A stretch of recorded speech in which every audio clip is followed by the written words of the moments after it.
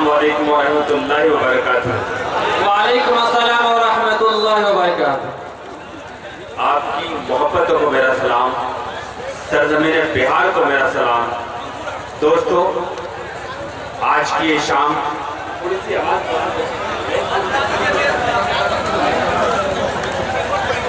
मुसलमान सीखना हिंदू बोलता है, सरों पर चढ़ के जादू बोलता है, अभी तहजीब जिंदा है हमारी, अभी ये गांव उर्दू बोलता है। सुभान अल्लाह।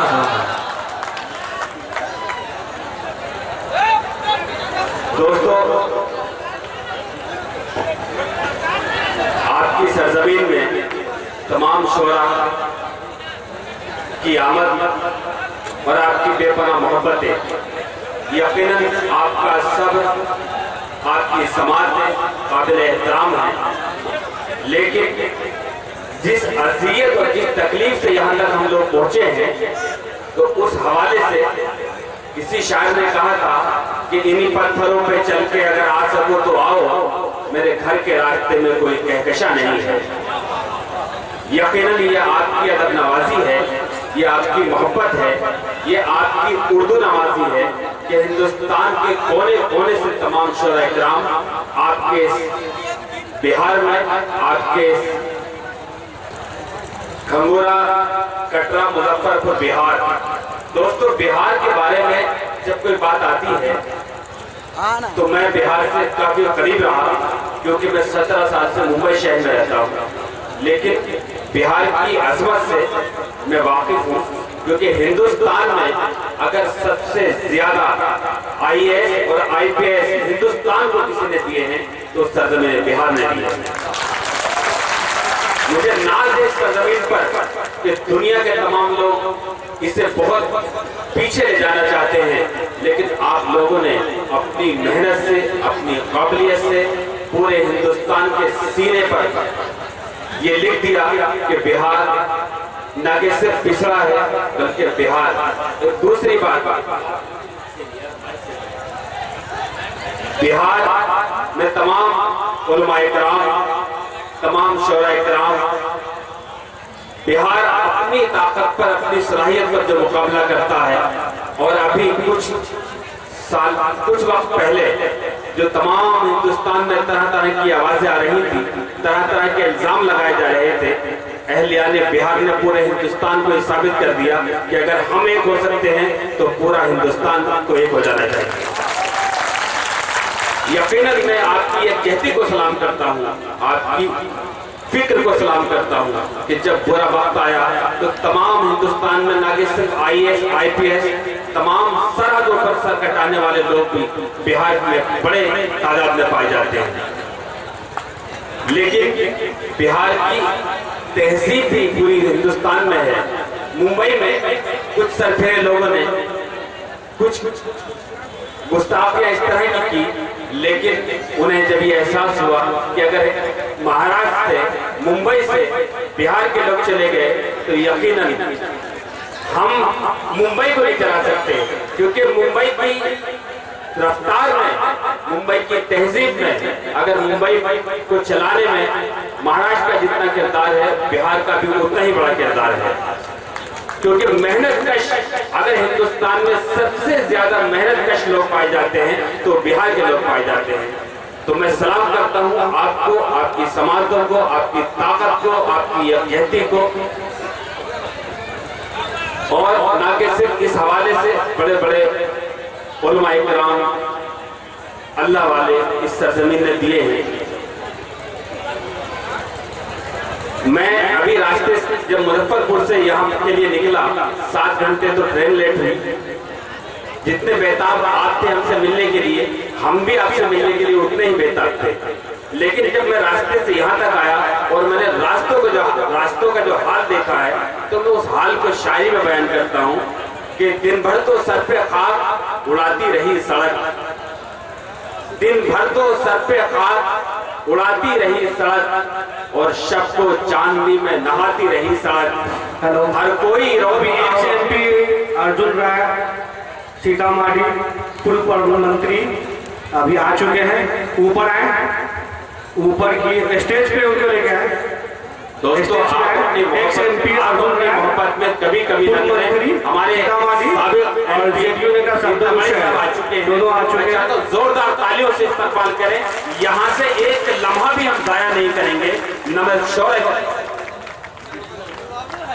साबिक MP अर्जुन राय साहब हमारे बीच उर्दू की मोहब्बत में यहाँ तशरीफ लाए कि तुम्हें तो सबसे पहले बस में तशरीफ लाना था, जमाना क्या कहेगा शम्मा परवानों के बाद आई।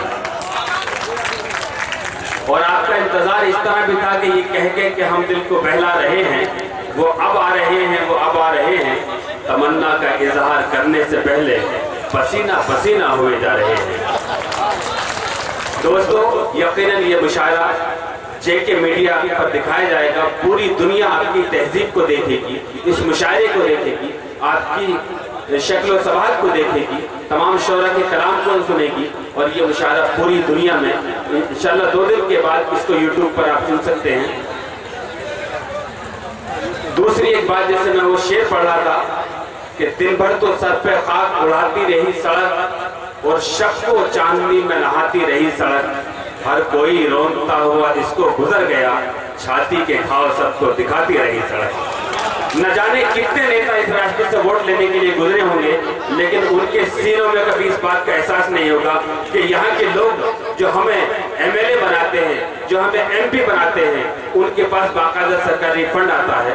लेकिन ये रास्ते, जब कोई इंसान बीमार होता है, जब कोई खातून बीमार होती है, जब कोई बच्चा बीमार होता है, तो किस अज़ियत से इस रास्ते को तय करना होता होगा। मैं सलाम करता हूँ आपकी जुर्रत को, इस सब अपनी मिट्टी से मोहब्बत करने का ये फन कि मुसल्ला अपनी मिट्टी का, वजू भी अपने पानी का, ये किसने फिर मेरे माथे पे पाकिस्तान लिखा है। दोस्तों हम शायरी के हवाले से आपकी सरजमीन से पूरी दुनिया को ये पैगाम देंगे कि हम अमन के पैगाम्बर हैं। हमने अमन, मजहब इस्लाम, उर्दू तहजीब, मुशायरे अमन का पैगाम देती है। आज़ादी में आपने जिस बड़ी मोतबर शख्सियत के नाम ये शाह मंसूब की है, डॉक्टर APJ कलाम, इस कलंदर को, इस मुजाहिद को, इस तन्हा इंसान ने साबित किया कि और आई प्रखंड के JDU नेता जहांगीर साहब भी मंच पे आ चुके हैं। मैं तमाम सियासी मेहमानों से गुजारिश करता हूं कि अजराही तरह डाइस पे तशरीफ ले आए और आप उनका भरपूर इस्तकबाल भी करते रहेंगे। जैसे जैसे हमारे कुछ शोरा भी अभी तकरीबन चंद लम्हों में यहाँ पर दिलवा अफरोज होंगे। गजनफर हुसैन साहब से गुजारिश है कि स्टेज पर आ जाए।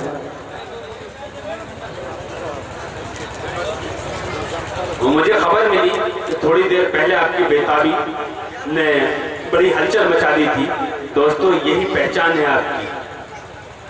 आपने जो हलचल मचाई उसने पूरे हिंदुस्तान को देखा और आज वो हलचल दिल्ली में मची पड़ी है और उस दिल्ली की हलचल को पूरी दुनिया देख रही है कि किस किस तरह से क्या क्या हो रहा है। मैंने 2 शेर कहे थे अभी 2 दिन पहले कि सब अपने हाथों में नफरत के जाम लेने लगे, सब अपने हाथों में नफरत के जाम लेने लगे, अदीब लोग भी चुरन से काम लेने लगे। लेकिन ये शेर दिल्ली तक जाता है कि वो लोग जो कि गुलामी के भी नहीं काबिल, वो अपने हाथों में शाही निजाम लेने लगे। तो मैं सिर्फ आपके लिए बुलाया गया हूँ, इंशाल्लाह सिर्फ आपकी बात कहूंगा, लेकिन आपको भी थोड़ी कहीं ना कहीं मेरी बात सुननी होगी कि मुसलमान सिख न हिंदू बोलता है, सरों पर चढ़ के जादू बोलता है, अभी तहजीब जिंदा है हमारी, अभी ये गांव उर्दू बोलता है। या फिर ये शेर कि कभी गुलाब कभी इत्रदान जैसा है, तुम्हारा गांव तो उर्दू जुबान जैसा है।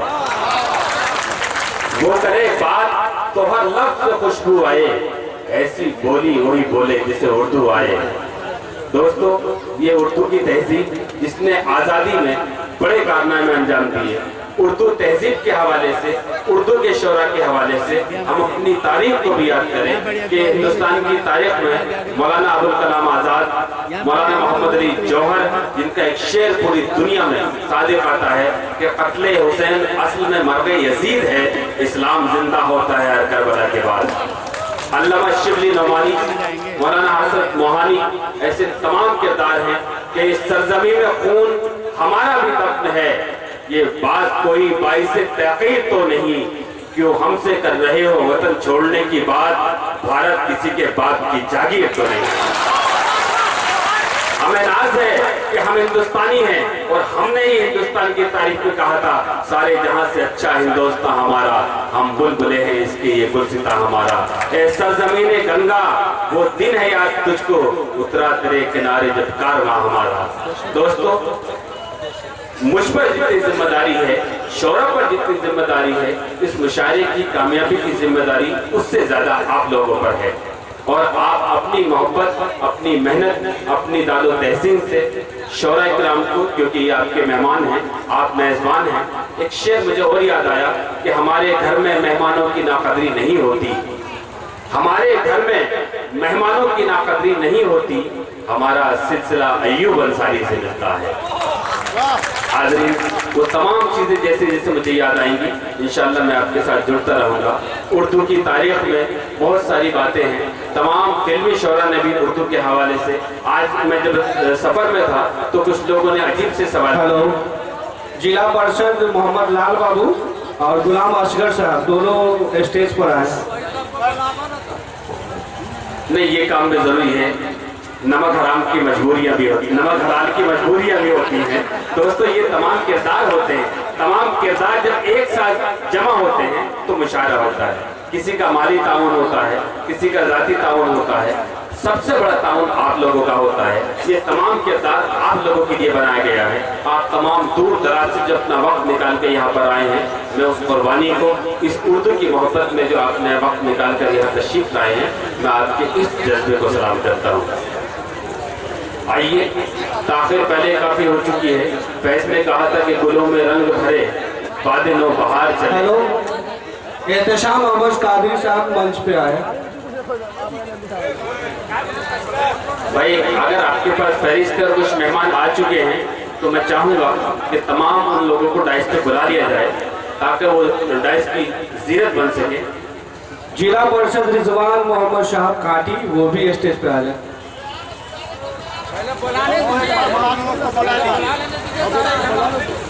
हाँ, मैं वही चाह रहा हूँ। और एहतशाम मोहम्मद कादरी साहब वो भी आए प्लीज। मुझे एक शेर और याद आया कि जनाब शेख एक लम्हे को भी चुप रह नहीं सकते, जनाब शेख एक लम्हे को भी चुप रह नहीं सकते, जहाँ कहना जरूरी है वहाँ कुछ कह नहीं सकते। तेरे सीने के अंदर दिल अगर होता तड़प उठता तो पत्थर है तेरी आंखों से आंसू बहेंगे। तो दोस्तों, नहीं आप बोलिए, जाहिर सी बात है कि आपका बोलना जो है वो बड़ी रौनक बन रहा है और जाहिर सी बात है कि हम लोग यहाँ जमा हुए हैं अपने कुछ गम गलत कर सकें, कुछ दुख दर्द एक दूसरे के सुन सकें। दोस्तों, एक मुशायरे की सबसे बड़ी खूबी ये होती है कि ये कन्वीनर जो होता है, ये मुशायरा कमेटी जो होती है, इसका सबसे बड़ा एहसान शोरा पर और आप पर, हम पर ये होता है कि ये हमें एक दूसरे से मिलने मिलाने का मौका देते हैं। तो मैं चाहता हूँ पूरी कमेटी के लिए, खासकर राजू भाई के लिए, 2 महीनों से वो तमाम शोरा से रब्ता करे हुए हैं, बड़ी मोहब्बत, बड़ी अकीदत से, और खासकर आपके जो जिला परिषद है जिनको प्यार से आप सब लोग भोला भाई कहते हैं, मैं चाहते हैं पर पुरजोर तालियों से मेरी मोहब्बत से इसकी तमाम, नहीं ऐसा नहीं, तमाम सब लोग मिलकर पुरजोर तालियों से उसका इस्तेमाल करें ताकि मुशायरे को शुरू कर दें। ज़मीं का दिल भी यकीनन किसी ने तोड़ा है, ज़मीं का दिल भी यकीनन किसी ने तोड़ा है, बिला सबब तो ये जज्बे उबल नहीं सकते। या वो शेर के पानी पे तैरती हुई वो लाश देखिए और सोचिए कि डूबना कितना मुहाल है। मैंने बहुत पहले जब किरदार ये आया था कि तमाम इल्जामात हिंदुस्तान में सिर्फ हम पर लगाए गए। तकरीबन 12 साल पहले एक मुशायरा जिला बीड़ में हुआ, तो उस वक्त डिप्टी सीएम हुआ करते थे गोपीनाथ मुंडे साहब, वो उस मुशायरे के चीफ गेस्ट थे। तो मैंने उनसे एक सवाल किया कि उस वक्त साध्वी ठाकुर साहिबा जो है वो एक नया चेहरा बन के आई थी और उन्होंने एक नया कारनामा अंजाम दिया था। तो मैंने उनसे एक सवाल किया था, शेरों में सवाल किया था कि आज के आपके मेहमान खुसूसी जो मुंबई से आए हैं, जमाल चौधरी साहब अदब के लिए, खासकर अपनी कौम के लिए, सियासत के लिए बड़े सरगर्म रहते हैं। मैं चाहते हैं एक बार जोरदार तालियों से उनका इस्तकबाल करें, वो भी आएंगे। शेर सुनिए के इन नरगिसी आंखों को नम कौन बनाता है, तुम ही कहो नफरत की रम कौन बनाता है, इन नरगिसी आंखों को नम कौन बनाता है, ये साध्वी ठाकुर भी क्या कोई मुसलमान है, अब आप ही बतला दो गम कौन बनाता है। दोस्तों, शायर अगर सच्चा है तो वो चाहे मुशायरा हो या कोई जंग का मैदान हो या पार्लियामेंट हो, उसे सच कहने में कोई याद नहीं, वो सच बोलता है। आज तमाम शोरा, खासकर एक हिंदुस्तान का वो शायर जो आपकी जमात से, मैं समझता हूँ इतने कम वक्त में अल्लाह ने शायद किसी को इतनी कामयाबी दी। हम अजान देते हुए, हम नमाज पढ़ते हुए, हम शमशीर लेते हुए, हम तकबीर पढ़ते हुए हर महाज पर नजर आए हैं। आज इस मुशायरे में ऐसा ही एक शायर है जो कभी अजान भी देता था, कभी तकबीर भी पढ़ता था, लेकिन जब वो कलाम पढ़ता है तो उसकी सदा में, उसकी निदा में वही सदाकत होती है।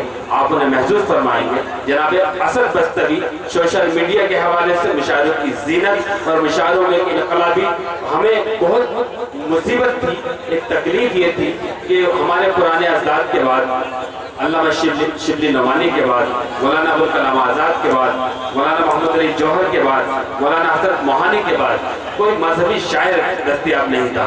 लेकिन अल्लाह ने जनाब असद बस्तवी की सूरत में वो कमी दूर की है। इंशाअल्लाह आप उन्हें सुनेंगे, महसूस होंगे।